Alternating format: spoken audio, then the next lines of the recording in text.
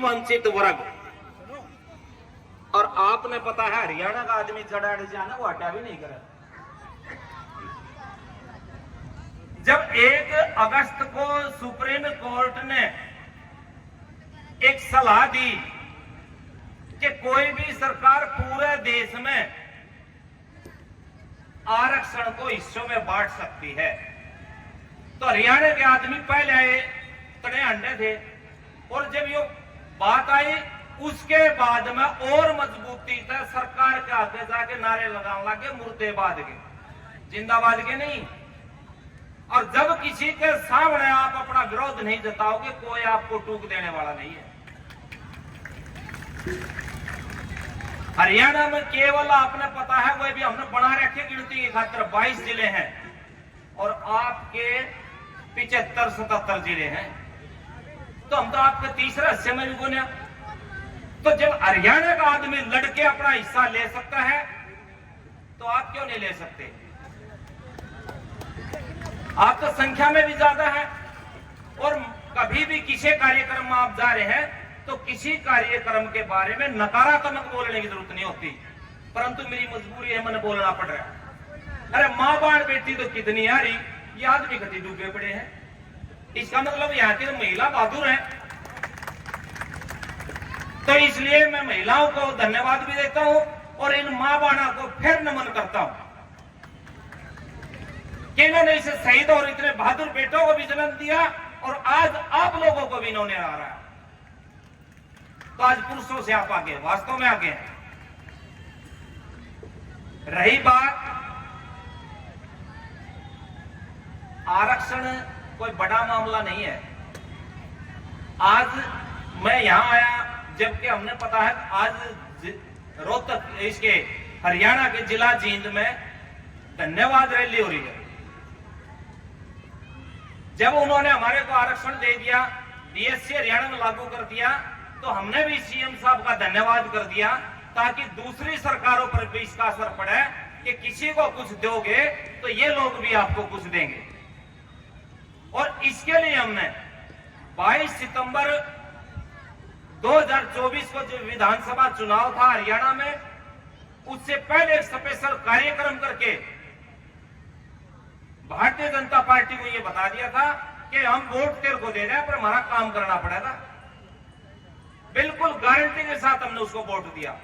तो आप भी अपना वोट किसी को दिए, हम ये नहीं करें आप किसको वोट दिए, ये आपका अपना अधिकार है, परंतु जिसको भी वोट दें उसको बिल्कुल बता के दें और कंडीशन लगा के दें कि मेरा यो काम है, मेरा यो काम करता हो, पहले आकर जनता में बिल्कुल घोषणा कर इसकी, उसके बाद तेरे को वोट देंगे, ना कोई वोट बांट नहीं।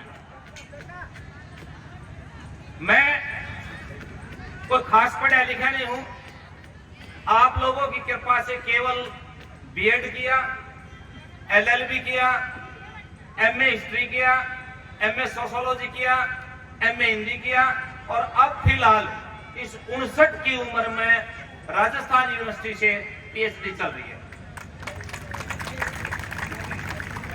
और मैं आपको एक बात और कहना चाहूंगा, रट लगा रहे मेरा समाज सारा का सारा, मैंने सफाई की नौकरी चाहिए, सफाई की नौकरी चाहिए, गडोगे इसमें।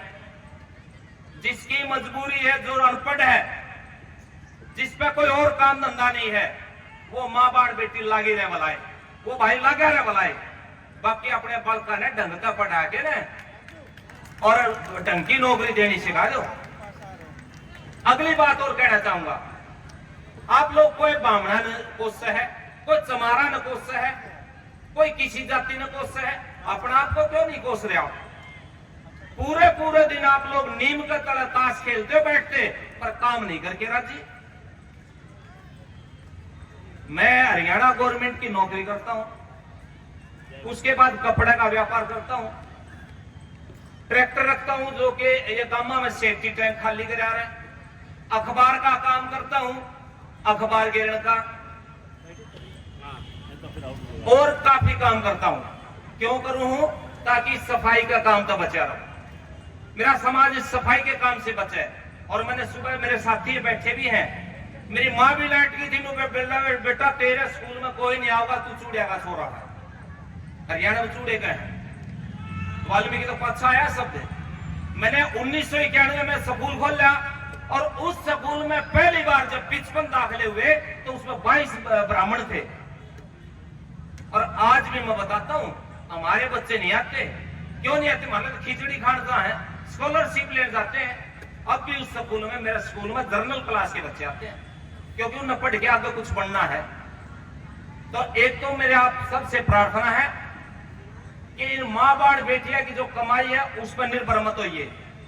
ये जो हमारे आदमी ना, इन्हें भी कह दो ये कमाना सीख जा। ये जो सब दिन ताश खेल रहे हैं और कितने 20 रुपये ले भी आओगा तो सट्टे में लगाओगा। हम हरियाणा के आदमी कहेंगे सच्चाई, कोई बुरा मन न माने जो हमारा खेलेगा। इनका कार्यक्रम में आगे अगली बार डरते आवाना के। तो इसलिए जो खास मुद्दे हैं एकीकरण फेर कर लियो, कदे जिंदगी में जीवाब न बढ़ जाओ, अपना आप एक हो जाओगे, जीवाब न बढ़ जाओगे। जब दो अन्य दो हो जाएंगे आदमी अपना आप एक हो जाता है। रही बात नई शिक्षा नीति की, मैं कोई आज पैदा नहीं हुआ, हमने अभी बताया आप तो 59वां साल में चल रहे हो। हम पढ़े को उस टाइम नई शिक्षा नीति थोड़ी थी, वह पुरानी थी, स्कूल में भेज दिए, पढ़ के आगे। तो इसलिए आप लोगों से एक ही प्रार्थना है, बैठना है, बैठना होगा, आपकी मॉनिटर लाकर जो आप नजदीक से आ जाओ। तो भैया और कोई आदमी ढंग की बात का हो ना, उसकी 2 मिनट से फालतू सुन भी लिया करो। हरियाणा का आदमी तो यूपी और बिहार का आदमी बहुत तेज है। हम तो अपना आप जीरो मानना करा, पर मेरे यह समझ बना आंदी कि यूपी का आदमी हरियाणा का आदमी के पीछे किस तरह रह गया।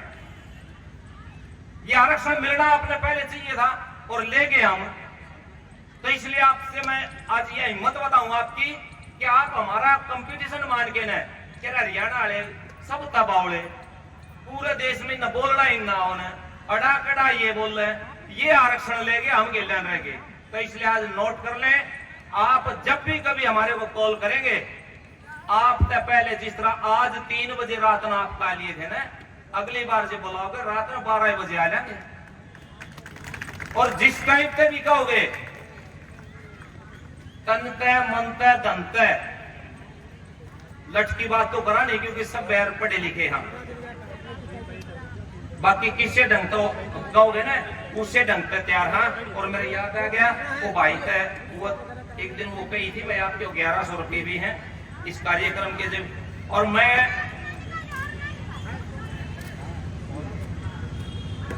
तो एक मैं जिस भी कमेटी ने या जो भी आयोजक है जिन्होंने ये कार्यक्रम का आयोजन किया, मैं उस कमेटी का धन्यवाद नहीं आभार भी व्यक्त करता हूं। ताकि ऐसे ऐसे जो कार्यक्रम है ना वो समाज को सुधारने की तरफ एक कदम होता है।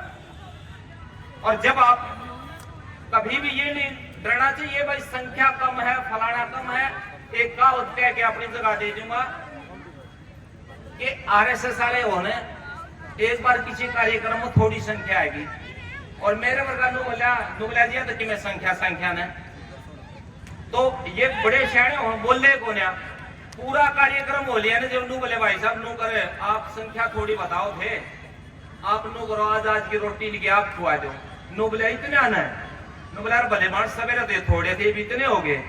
तो ये संख्या थोड़ी नहीं है, बहुत ज्यादा संख्या है यहाँ। और कोई भी किसी कार्यक्रम में वो आदमी आएगा जिसके समाज के प्रति तड़प है।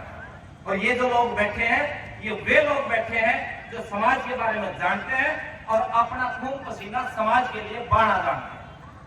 तो इसलिए मैं ज्यादा बोल गया हो, कुछ गलत कह गया हो तो माफी चाहूंगा।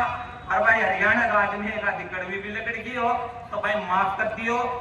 और मैं फिर कहता हूं आपको भाई घने गीत गाने की जरूरत को ना बालका न पढ़ा लियो पढ़ो लियो सारे जानो आप बहन जी। आप तो ज्यादा हाथ जोड़ के मेरी प्रार्थना है कि आप बच्चे ने सवेरे तैयार करके भेज दिया और वही इतना फर्ज अदा कर दो, बाकी कुछ नहीं। अगर फिर भी गलत रह गया हो तो माफी चाहूंगा।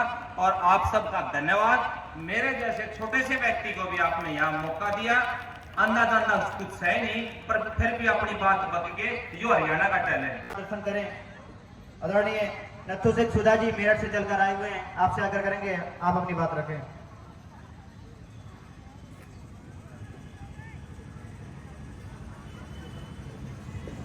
सम्मानित हाउस में सम्मानित उपस्थित बहनों और कानपुर के महान विद्वानों और इस आयोजन के महान विद्वान आयोजक, कानपुर की धरती में जहां से भाई देव कुमार जी बहुत सारी किताबों के द्वारा, बहुत सारी अपनी विचारधारा के द्वारा इन महान जातियों के लोगों को अपने उन कुर्बानी की हुई लोगों की शहादत के संदर्भ में अवगत कराते रहते हैं, वो भी धन्यवाद के पात्र हैं। तो मैं अपनी बात को संबोधन करने से पूर्व उन महान पुरुषों को नमन करता हूं जिन्होंने हमारे मौलिक अधिकारों को लेकर के हमारी अमानवीय जिंदगी के बारे में सोच करके इस आंदोलन की लड़ाई को लड़ा। चाहे डॉक्टर बी.आर. अम्बेडकर जी हो और लास्ट में जो है हमारे मौलिक अधिकारों को लड़ाई को लड़ने वाले महापुरुष हमारे बीच में नहीं है, उनके आंदोलन की वजह से आज हम कोट पैंट पहने हुए हैं, हम अच्छे मकान बना कर रहे हैं, हम शिक्षा भी प्राप्त कर रहे हैं, चाहे थोड़ी ही सही, बहुत ज्यादा है। तो जिस स्थल पर इस क्रांतिकारी भूमि पर, इस कानपुर की धरती पर हम लोग पधारे हैं, वैसे तो हम कई बार रथ यात्रा के माध्यम से यहाँ पर रथ लेकर आए और लोगों को कहा, बहनों को कहा कि झाड़ू छोड़ो, कलम उठाओ, चलो उजाले की ओर। लेकिन हम निराश नहीं हुए। ये आंदोलन आपके सहयोग से, आपके आर्थिक सहयोग से, आपके बौद्धिक विचार के सहयोग से और आपके इकट्ठा होने की वजह से ये जो आज पंडाल भरा हुआ है, मैं नमन करता हूं अपनी इन बहनों को, नमन करता हूं साथियों को कि इन्होंने आज ये जो पीछे रखा है, जो संदर्भ रखा है, ये बहुत महत्वपूर्ण संदर्भ है। इस कानपुर की भूमि पर 1925 में समाजवाद के नाम पर कम्युनिस्ट पार्टी का जन्म हुआ। इस कानपुर की धरती पे ट्रेड यूनियन की लड़ाई लड़ने वालों की संगठन का जन्म हुआ। इस कानपुर की धरती से 1925 में ही किसान संगठनों का भी निर्माण हुआ। तो ये ऐसी धरती है जहां से मजदूरों के मौलिक अधिकारों के संगठन का निर्माण हुआ। अब उन संगठनों की आंदोलन की वजह से बहुत सारे लोगों को फायदा भी हुआ और बहुत सारे लोगों को नुकसान भी हुआ। मैं उस परिप्रेक्ष्य में जाना नहीं चाहूंगा, क्योंकि 1925 में यहाँ भारत में ऐसे डांगे नाम के व्यक्ति ने श्रीपाद अमृत पाद जिनको बोला है उन्होंने, और E.N.S. नमूद्री पाद ने यहाँ पर समाजवाद के नाम पर कम्युनिस्ट पार्टी का जन्म किया था। लेकिन मैं समाजवाद से दुखी हुआ 1990 में, और जो मौलिक अधिकार चाहिए थे हमारी माताओं बहनों को वो नहीं प्राप्त हुए, इसलिए वो भी नंबर 2 के धोखेबाज भेड़िए निकले, उनको छोड़ा। 1990 में मैंने वाम सेफ नाम के संगठनों में काम किया और वाम सेफ संगठनों का जो उद्देश्य है वो व्यवस्था परिवर्तन आंदोलन का उद्देश्य है। साथियों, उसी व्यवस्था परिवर्तन आंदोलन के नाम पर वामसेप का संगठन, वामसेप का जन्म हुआ, जिसका जन्म दाता और हमारे हजारों करोड़ों घरों के अंधेरे घरों के चिराग मान्यवर दीना भाना जी। किताब लिखने का भी, बोलने का भी और एक शब्द बोलने का भी हक नहीं था। इतने हम डिप्राइव्ड लोग थे। तो अब तो हमारे पास हक है। याद रखो, ये ब्राह्मणवादी व्यवस्था किसी वक्त भी आपसे ये जो दिया हुआ हक बाबा साहब ने दिलवाया है, ये वापस हो सकती है। ऐसी सिचुएशन इस मुल्क में आ सकती है। तो इसलिए इट इज बेटर कि भाई जितना भी मिले सुबह ज्यादा से ज्यादा थोड़ा थोड़ा पढ़ो और ये पार्टनर कि इस व्यवस्था को जब भी बदलेंगे अनपढ़ और कम पढ़े लिखे लोग बदलेंगे। पढ़े लिखे लोग घरों में घुस जाएंगे, छुप जाएंगे या बाहर मुल्कों में भाग जाएंगे। अगली बात, जो लोग बाबा साहब ने कहा one man one vote one value, उनका ये नारा था। जो लोग वोटों की बारगेनिंग करते हैं, सौदेबाजी करके फायदे लेते हैं, वो समाज को बेचने वाले लोग होते हैं। उनकी कभी तरक्की नहीं होगी, उनकी तरक्की कभी नहीं होगी जो बारगेनिंग करते हैं। नेक्स्ट बात, ये जो ये वर्गीकरण की बात है, पंजाब में जो वर्गीकरण है, हमारे बुजुर्गों ने 50 साल पहले ये बीज कहां से आया? पंजाब से। वर्गीकरण की बात कहां से पैदा हुई? 50 साल। और किन लोगों ने ये वर्गीकरण के लिए करा? ये जो तुम लोग बैठे हो, अपने जो लोग हैं, चूड़ामणि लोग, भंगी लोग, वाल्मीकि लोग, मजबी लोग, इनके बुजुर्गों ने कुर्बानियां दे के, अंग्रेजों के साथ लड़के, हिंदुओं के, मुसलमानों के, सिखों के खिलाफ लड़के ये वर्गीकरण का हक लिया था। उसकी वैल्यू हमें मिली, मुफ्त में किसी ने नहीं दिया। मई 1975 में मिला था। आज उसके बाद हमारा विरोध पूरे मुल्क में हुआ। एक साल बाद ही विरोध शुरू कर दिया था दुश्मन ने। और आप देखो, उस मामले को हाई कोर्ट में लेके गए। और पंजाब ही एक ऐसा सूबा है जिसमें हमने रिजर्वेशन एंड सर्विसेज एक्ट 2005 बनाया। वो अपने लोगों के लिए बना एक्ट, और वो जो एक्ट बना, मैं चाहता हूं कि और भी जगह में बने।